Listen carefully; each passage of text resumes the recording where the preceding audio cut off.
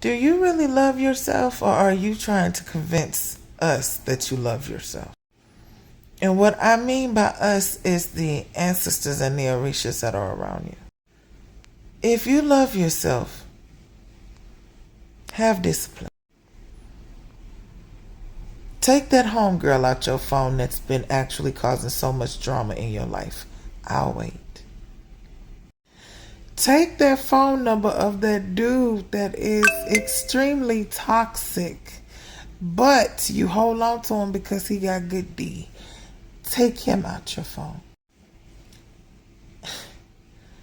I dare you to really focus on yourself to where you forgive and let go wholeheartedly. I'll wait.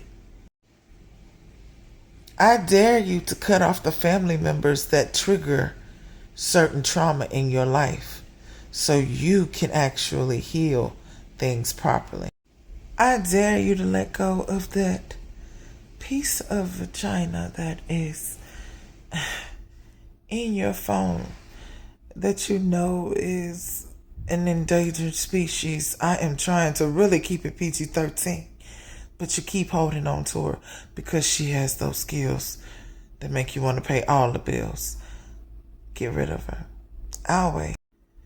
I dare you to get rid of that homeboy that is trash, that always keeps you in trouble. But you won't let go because of your childhood or certain loyalty. Matter of fact, what about the cousin, the uncle? I'll wait. The point still remains.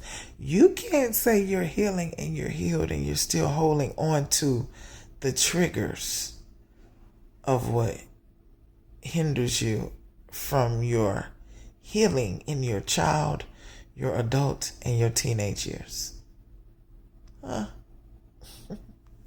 Peace.